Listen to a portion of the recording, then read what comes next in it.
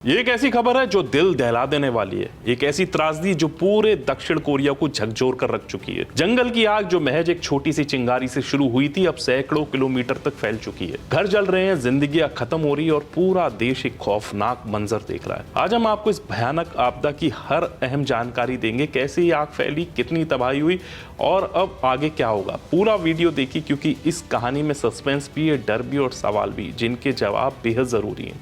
आग की शुरुआत 27 मार्च, एक तारीख जिसे दक्षिण कोरिया कभी नहीं भूलेगा। सब कुछ सामान्य था, लेकिन अचानक उइसियोंग काउंटी के जंगलों में आग लग गई। किसी को अंदाजा भी नहीं था ये आग देखते ही देखते एक भयानक तबाही में बदल जाएगी। इस आग के पीछे का कारण अभी तक स्पष्ट नहीं हुआ है, लेकिन शुरुआती रिपोर्ट्स के मुताबिक सूखे मौसम और तेज हवाओं के कारण यह तेजी से फैली। कुछ एक्सपर्ट्स का कहना है कि हो सकता है ये आग किसी मानव जनित गतिविधि जैसे खेतों में सूखी घास जलाने की वजह से लगी हो।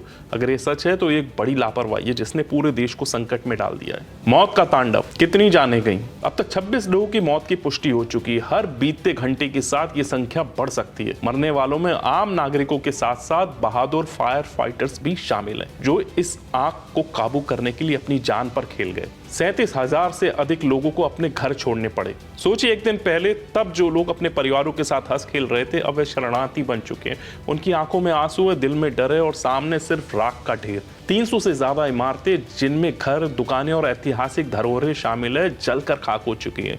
गौसा मंदिर, जो दक्षिण कोरिया की ऐतिहासिक धरोहरों में से एक था, आंशिक रूप से नष्ट हो गया। यह सिर्फ एक इमारत नहीं थी, बल्कि इतिहास का एक जिंदा सबूत था, जो अब जलकर राख में तब्दील हो चुका है। आग का विकराल रूप कितनी तेजी से फैली। अब तक 33,000 हेक्टेयर से अधिक जंगल जल चुका है। ये क्षेत्र इतना बड़ा है, इसमें कई छोटे शहर समा सकते हैं।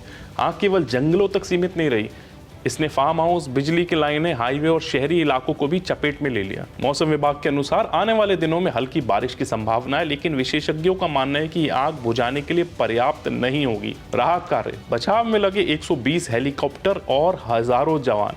दक्षिण कोरिया सरकार ने स्थिति को गंभीरता को देखते हुए हाईएस्ट वाइल्ड फायर वार्निंग जारी कर दिया। 120 से अधिक हेलीकॉप्टर आग बुझाने में लगे हुए हैं। लेकिन एक बुरी खबर भी आई, एक फायर फाइटिंग हेलीकॉप्टर क्रैश हो गया, जिसमें पायलट की दर्दनाक मौत हो गई। इसके अलावा 8,000 से ज्यादा फायर फाइटर्स और बचाव कर्मी लगातार आग पर काबू पाने की कोशिश कर रहे हैं, लेकिन आग की तेज लपटें और धुएं का गुबार राहत कार्यों को मुश्किल बना रहे हैं। कौन है जिम्मेदार, हादसा या लापरवाही? सवाल उठता है कि क्या यह महज एक प्राकृतिक आपदा है या इंसानी गलती भी इसमें शामिल है। शुरुआती जांच रिपोर्ट्स बताती है कि इस आग की शुरुआत किसी खेत या जंगल में घास जलाने से हो सकती है। अगर ऐसा है तो ये महज हादसा नहीं, बल्कि गंभीर लापरवाही है, जिसकी कीमत हजारों लोगों को चुकानी पड़ी है। लाखों लोग बेघर हो चुके हैं और अब सबसे बड़ी चुनौती है राहत शिविरों में रहने वाले लोगों के लिए भोजन, पानी और दवाइयों की व्यवस्था करना। सरकार और स्थानीय प्रशासन अपनी पूरी ताकत झोंक रहा है, लेकिन इस आग से हुए नुकसान की भरपाई में सालों लग सकते हैं। राख से उठेगा नया कोरिया। ये आग दक्षिण कोरिया के लिए सिर्फ एक त्रासदी नहीं, बल्कि एक परीक्षा है। एक देश के रूप में वे इस आग से कैसे उभरेंगे, यह पूरी दुनिया के लिए एक मिसाल होगी।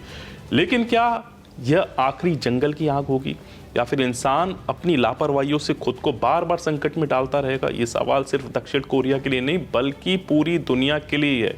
आप इस भयावह घटना के बारे में क्या सोचते हैं? क्या यह जलवायु परिवर्तन का नतीजा है या इंसानी लापरवाही? अपनी राय हमें कमेंट में जरूर बताएं और ऐसी महत्वपूर्ण खबरों के लिए हमारे चैनल को लाइक, शेयर और सब्सक्राइब करना ना भूलें। जय हिंद।